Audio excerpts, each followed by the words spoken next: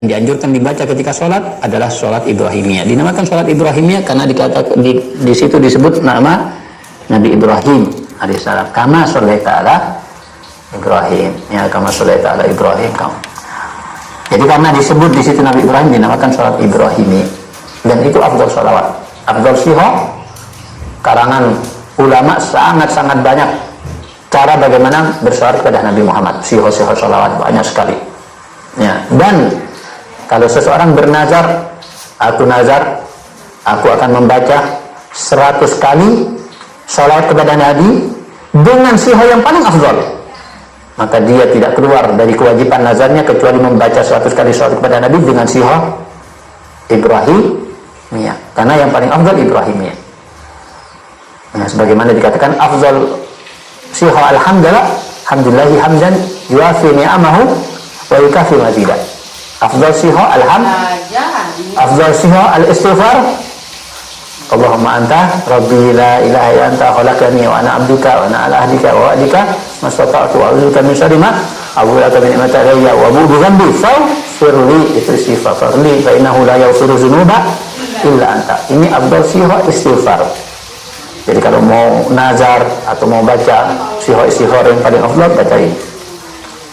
Nah, itu salat Ibrahimiyah. Itu yang diajarkan oleh Nabi. Nah, dalam salat siho Ibrahimiyah tidak ada kata sayyidina.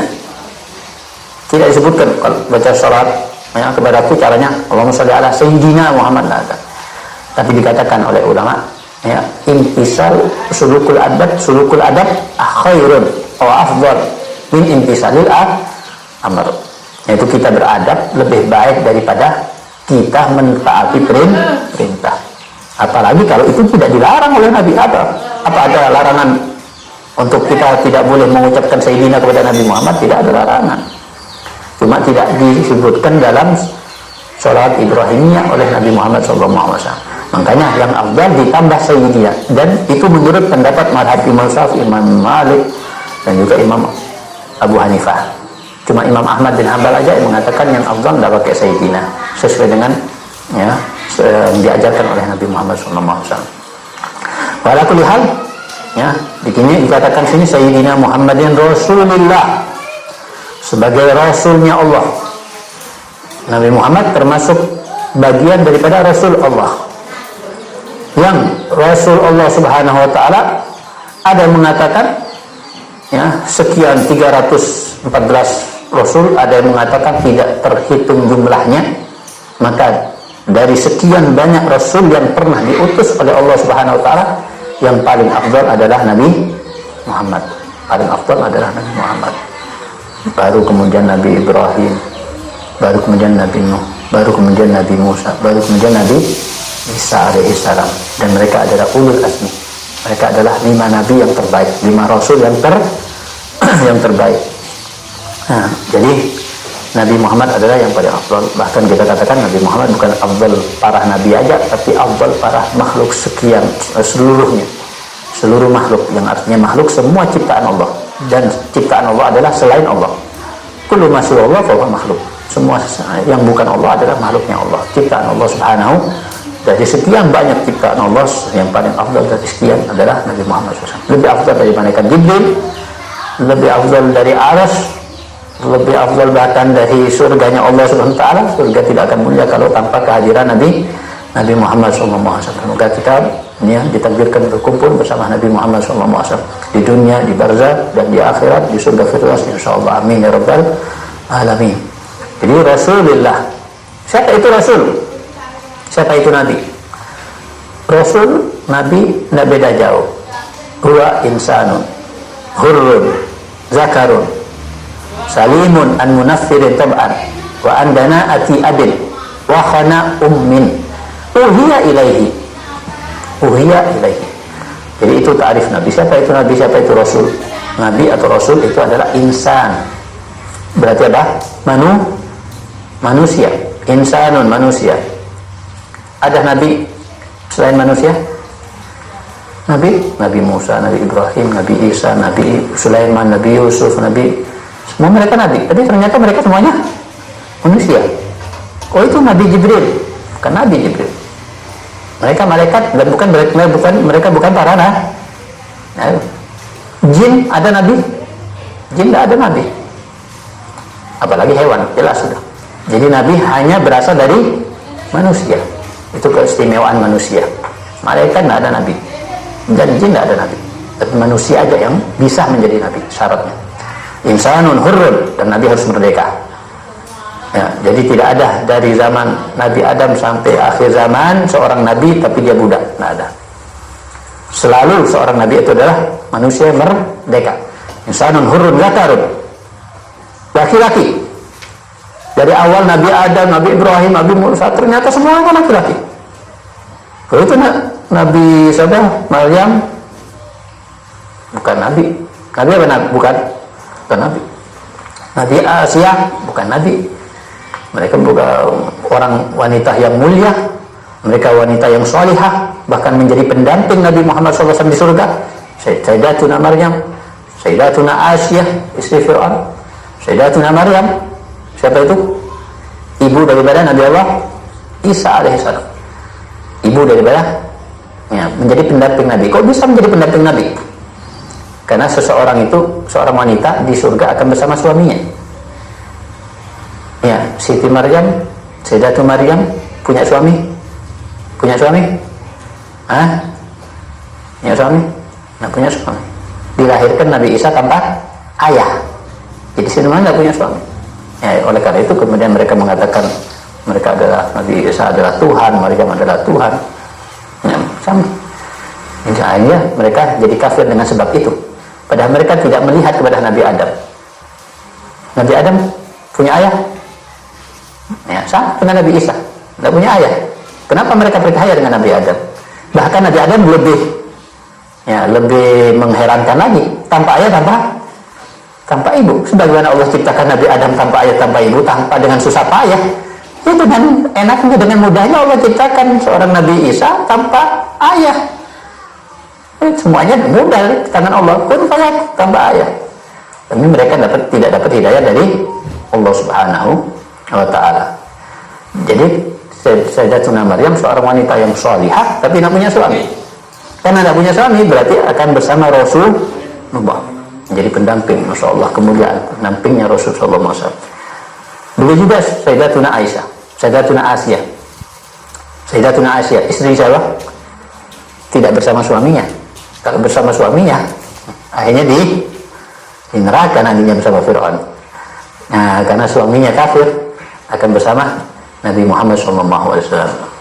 Ya, begitulah seorang wanita yang seorang wanita kalau meninggal maka dia akan berkumpul dengan suaminya jika dua-duanya masuk surga. Tapi kalau suaminya masuk surga, istrinya masuk neraka, ya tentunya ya tidak dikumpulkan oleh Allah Subhanahu wa ta'ala. Jadi kita bicara tadi seorang Siti Maryam, Sayyidatuna Maryam, Sayyidatuna Asia, mereka berdua bukan nabi. Padahal mereka Masya Allah termasuk yang paling mulia di antara wanita-wanita yang lain. Yang paling mulia di antara wanita-wanita yang pernah ada di muka bumi ini adalah Sayyidatuna Maryam, Sayyidatuna Asia, Sayyidatuna Khadijah, Sayyidatuna Fatimah. 4 wanita yang paling mulia di atas muka bumi ini. Tapi mereka semuanya, Sayyidatuna Khadijah bukan nabi, Sayyidatuna Fatimah bukan kenapa? Syarat nabi harus zakarun. Jadi harus zakarun, harus laki-laki. Kemudian insanun hurrun, zakarun, salimun an munafirin tab'an, dan seorang nabi salimun an munafirin tab'an, yang bebas, yang selamat dari sesuatu yang membuat orang berlari darinya. Jadi artinya bebas dari penyakit yang membuat orang-orang berlari darinya, menjauhinya. Jadi penyakit gatelan seluruh badan, penyakit gila, penyakit baros, itu kan penyakit lepra, penyakit yang membuat orang lari. Nah, Nabi tidak boleh ada penyakit seperti itu. Bahkan Nabi Allah Ayub pun yang dikatakan kena bala, kena musibah, diberikan musibah oleh Allah, ujian oleh Allah, sampai dikatakan semuanya badannya ya, borokan, dan itu semuanya tidak benar. Ya, ujian berat, tapi tidak sampai pada keadaan seperti itu. Karena syaratnya seorang nabi tidak boleh ada penyakit yang membuat orang lain menjauhinya, penyakit yang menjijikkan artinya. Ya, salimun amnafirin tab'an wa andana ati abin, dan harus seorang nabi itu selamat, artinya jauh dari kerendahan ayahnya. Jadi seorang nabi ayahnya harus bukan orang rendahan, tapi harus orang yang mulia. Nabi Muhammad SAW, siapa ayahnya? Sayyidina Abdullah. Siapa Sayyidina Abdullah? Orang yang mulia, orang yang terkemuka, orang yang tampan, orang yang dimuliakan oleh mereka, dihormati oleh mereka. Ini syarat Nabi. Jadi harus orang yang mulia. Ya, salimun an madana wa an khana ummin, dan harus seorang Nabi ibunya tidak boleh pernah zina. Selamat daripada perzinahan ibunya. Khana ini zina, ummin ibunya. Ya. Kemudian seorang Nabi itu uhiya ilaihi. Jadi semua syarat ada. Anak syaratnya semuanya ada kok. Anak bisa jadi Nabi ini. Insan, anak insan, hurun, merdeka, zakarun, laki-laki, salimun, an munafirin tab'an, anak sehat wal afiat, wa andana ati abin, anak punya ayah orang tua, masya Allah. Wa anu khana ummin, tak pernah zina ibu anak, berarti anak Nabi ini. Nah, kan ada syarat semuanya. Apa Nabi ente? Bukan. Kenapa? Syarat Nabi yang terakhir, uhiya ilaihi, diberikan wahyu sama Allah. Nah, kita bukan Nabi, kenapa tidak diberikan wahyu oleh Allah? Uhiya ilaihi. Kemudian fa'in umira bitablighihi fahuwa rasul, fa'in lam yu'mar bitablighihi fahuwa nabi. Dan kalau nantinya ternyata wahyu yang diberikan oleh Allah, yang disampaikan oleh Allah, diperintahkan oleh Allah untuk disampaikan kepada umatnya, disampaikan kepada manusia, berarti dia nabi sekaligus rasul.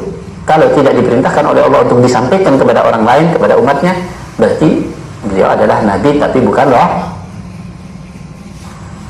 fakullu nabiyin rasul, apa sebaliknya? Fakullu rasulin nabi, fakullu rasulun nabi, walaysa kullu nabi rasulan. Maka setiap rasul pasti nabi, dan bukan setiap nabi pasti rasul. Nabi belum tentu rasul. Kalau rasul pasti nabi. Ya. Jadi uhiya ilaihi Muhammadur Rasulullah sallallahu alaihi wasallam wa ala alihi. Tidak cukup musannif membaca salawat kepada Nabi, tapi juga musannif menyebutkan salawat kepada keluarga Nabi, wa ala alihi, dan keluarga Nabi. La tusallu alaihi salatul batra. Kalau Rasulullah ma salatul batra, taqulun Allahumma shalli ala Muhammad tsumma tumsikun. Walakin qulu Allahumma shalli ala Muhammad wa ala ali Muhammad. Janganlah kalian kalau bersalawat kepadaku dengan salawat yang terputus. Apa maksud anda wahai Rasul dengan salawat yang terputus? Kalian mengatakan Allahumma sholli ala Muhammad tsumma tumsikun, kemudian kalian menahan, artinya tidak melanjutkan. Walakin qulu, tapi katakan Allahumma sholli ala Muhammad wa ala ali Muhammad. Allahumma sholli ala Muhammad wa ala ali Muhammad. Bersalawatlah kepada Nabi Muhammad sekaligus kepada keluarga Nabi Muhammad. Makanya ya tidak dianjurkan hanya bersalawat kepada Nabi Muhammad, tidak bersalawat kepada keluarga Nabi Muhammad, karena itu nanti masuk larangan yang sudah disampaikan oleh Nabi Muhammad sallallahu alaihi wasallam. Akan dianjurkan ya, walaupun dalam sholat mazhab Imam Syafi'i yang jadid ya, mazhab Imam Syafi'i yang baru, yang jadid, membaca salat kepada keluarga Nabi itu hukumnya sunnah, tidak wajib ya. Tapi mazhab Imam Syafi'i yang qadim, membaca salat kepada keluarga Nabi itu hukumnya wajib, artinya rukun. Berarti artinya tidak sah sholatnya kalau tidak baca sholat kepada keluarga mazhab yang qadim. Makanya Imam Syafi'i mengatakan kan, ya ahla baiti Rasulillahi hubbukumu fardun minallahi fil Qur'ani anzalahu kafakum min adimil qadri annakum man yusalli alaikum la sholata lahu. Yang artinya, wahai keluarga Rasulullah sallallahu alaihi wasallam, hubbukumu, cinta kepada kalian, fardun minallahi anzal fil Qur'ani anzalahu, itu adalah kewajiban. Siapa yang mewajibkan? Bukan manusia sendiri, Allah SWT yang mewajibkan. Allah mewajibkan untuk kita bersalawat kepada keluarga Nabi ya. Di mana Allah mewajibkannya? Fil Quran anzalahu, dalam Quran yang diturunkan oleh Allah ya, dalam Quran yang diturunkan oleh Allah Subhanahu wa ta'ala ya. Kafakum min adimil qadri annakum, dan cukup bagi kalian keluarga Nabi sebuah kemuliaan. Annakum, bahasanya kalian itu man la yusalli alaikum la sholata lahu, barang siapa yang tidak bersalat kepada kalian semuanya, maka tidak ada salat baginya. Ada mengatakan tidak salat baginya, artinya salatnya tidak sah sesuai dengan mazhab yang qadim. Ada mengatakan salatnya sah tapi sholatnya tidak sempurna. Kalau tidak membaca sholat kepada keluarga Nabi, itu sesuai dengan mazhab Imam Syafi'i yang jadi. Ya, fa'ala kulli hal, artinya apapun kita dianjurkan bersolat kepada keluarga Nabi. Siapa itu keluarga Nabi? Ada yang mengatakan keluarga Nabi itu adalah keturunan Nabi Muhammad SAW. Yang dikatakan dalam Al-Quran, innama yuridullahu liyuzhiba ankum rijsa ahlal bait. Sungguhnya Allah ingin mensucikan kalian, membersihkan kalian. Ya. Yuzhiba ankum, pakai kata an, artinya kotoran jika ada dan melekat sama mereka itu kotoran yang torik, kotoran yang datang dari luar, bukan kotoran yang ada di dalam diri mereka. Mereka sudah suci aslinya. Oleh karena itu habaib atau keturunan Rasul kalau melakukan maksiat itu hanya kotoran yang perlu dibersihkan aja. Tidak perlu kita membencinya, ya, tidak perlu kita memusuhinya, ya. Kita perlu, kalau kita sayang, kita mengingatkan aja. Tapi tetap cinta tidak boleh luntur. Tetap cinta kepada mereka tidak boleh untuk kita hilangkan karena mereka bermaksiat kepada Allah. Kan, itu urusan Allah. Kita diperintahkan oleh kita. Nah, tapi kan maksiat. Kita kalau mau benci maksiatnya, bukan benci orangnya. Jadi kita cinta sama mereka tetap, tapi kita tidak menyukai perbuatannya, itu aja. Tapi dalam hati cinta kepada mereka tetap cinta.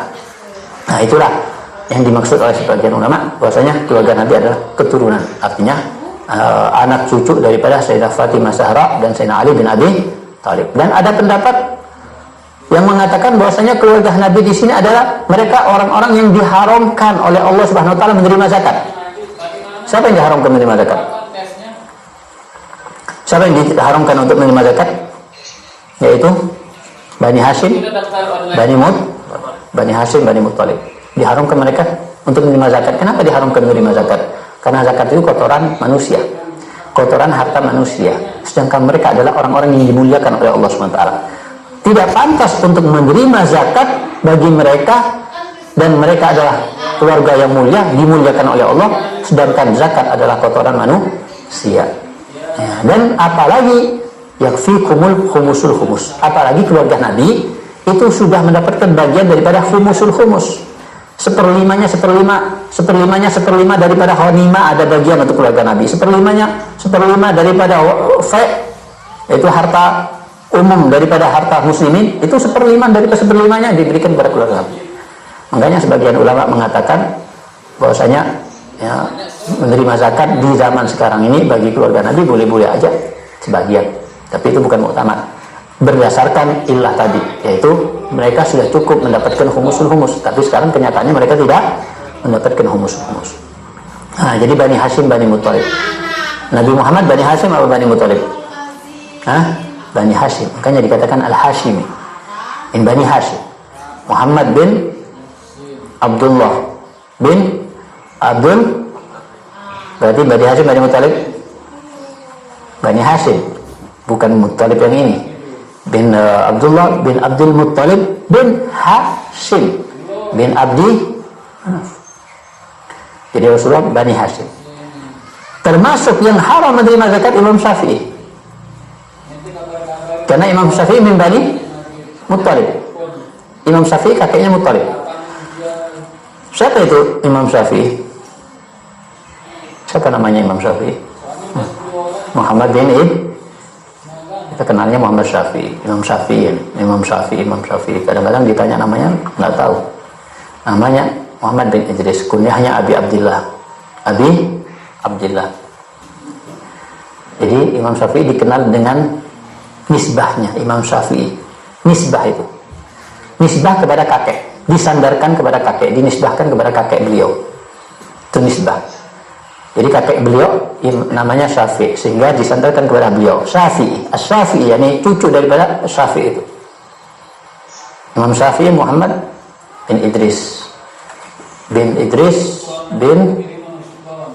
Abbas, ya, bin Utsman bin Ubaid bin Abdi Yazid bin Syafi'i, ya, bin Syafi'i bin Sa'id. Dikatakan oleh sebagian ulama Syafi'i wa Sa'id ini hidup di zaman Nabi Muhammad SAW dan masuk Islam di zaman Nabi Muhammad SAW. Artinya termasuk sahabat. Jadi Muhammad bin Idris bin Abbas bin Utsman bin Ya, bin siapa tadi? Bin Ubaid bin Abdi Yazid, bin Ubaid bin Abdi Yazid. Kemudian bin Syafi'i ini, Syafi'i bin Sa'ib, Syafi'i wa Sa'ib zaman Nabi. Jadi dinisbahkan kepada kakek beliau. Makanya ya dinamakan Asy-Syafi'i, padahal namanya Muhammad bin Idris. Ya, dan kunyahnya Abi Abdullah. Tapi dikenal dengan nisbahnya. Abu Hanifah terkenal dengan kunyahnya. Abu Hanifah disandarkan kepada Abu Hanifah, kepada putrinya Hanifah anaknya. Ya, padahal namanya siapa?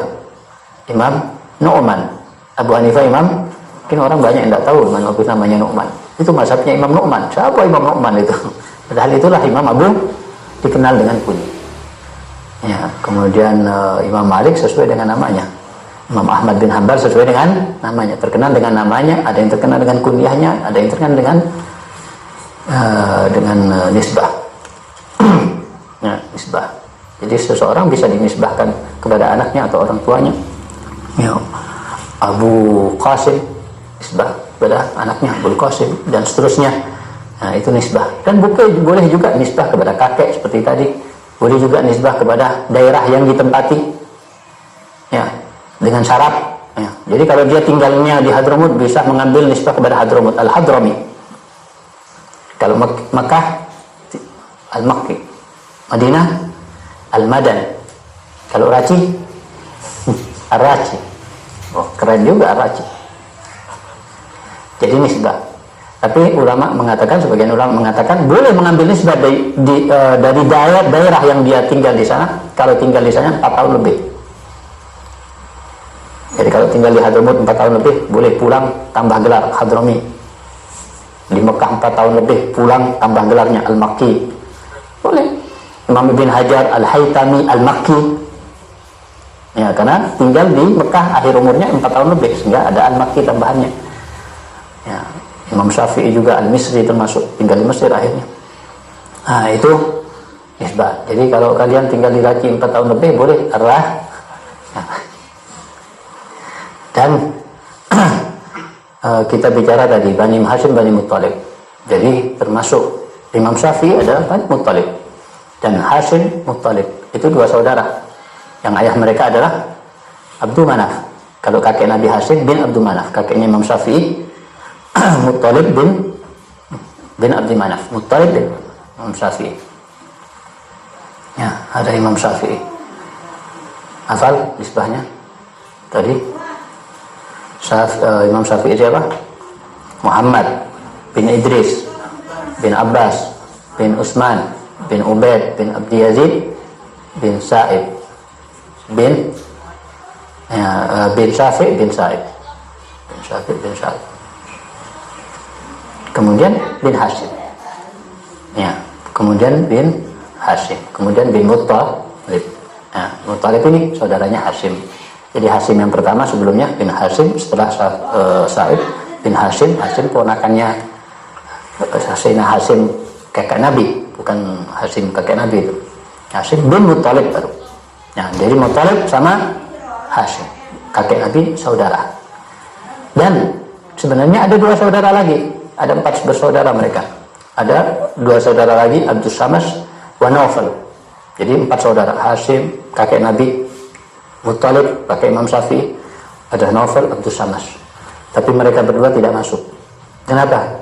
Karena di saat Nabi diembargo ekonomi oleh mereka para kufar, dilarang untuk bermuamalah dengan Nabi dan keluarganya, dilarang untuk menikahkan putri mereka dengan Nabi dan keluarganya. Al-Muhim tidak ada hubungan, sehingga 3 tahun mereka kelaparan di lembah, ya kan? Di situ yang ikut bersama Nabi keluarga Bani Hashim, Bani Muttalib, keluarga Bani Naufal, Bani Abdas, mereka ikut bergabung sama kufar Quraisy, sehingga tidak dimuliakan oleh Allah Subhanahu wa taala. Padahal mereka saudara kandung. Maka kita lanjutkan tadi bahwasanya yang dimaksud oleh sebagian ulama wa ala alihi adalah Bani Hashim, dan sebagian lagi mengatakan Bani Hashim yang dimaksud dengan wa ala alihi adalah kullu mu'minin taqi, setiap orang yang mukmin taqi dan bertakwa masuk dalam wa ala alihi. Nah, itu pendapat. Wa sahbihi, dan sahabatnya. wa sahbihi, dan sahabatnya, sahabat Nabi Muhammad sallallahu alaihi wasallam. Jadi dianjurkan kalau kita bersolawat kepada Nabi Muhammad, kita dianjurkan bersolawat kepada keluarga Nabi Muhammad. Tapi dianjurkan juga kita bersolawat kepada sahabat Nabi Muhammad SAW. Mereka adalah orang-orang yang mulia. Harus kita cinta kepada keluarga Nabi Muhammad, tapi juga harus kita juga cinta kepada sahabat Nabi Muhammad SAW. Karena ada kelompok tertentu yang cinta kepada keluarga Nabi Muhammad, tapi tidak cinta kepada sahabat Nabi Muhammad. Ada kelompok yang lain sebaliknya, cinta kepada sahabat Nabi, tapi tidak cinta kepada keluarga Nabi. Ya, yang benar kita cinta kepada keluarga Nabi, tapi sekaligus kita juga cinta kepada sahabat Nabi, karena mereka sahabat Nabi adalah mereka yang adalah tidak lain hasil didikan Nabi Muhammad SAW. Kalau mereka orang-orang yang jelek, berarti yang mendidik Nabi Muhammad berarti tidak berhasil didikan Nabi Muhammad ini. Mereka adalah orang-orang yang dimuliakan dan dipuji oleh Allah Subhanahu Wa Taala. Nah, dan itu yang telah disebutkan oleh para ulama. Dan kemudian kita akan lanjutkan pelajaran kita ya setelah berikut.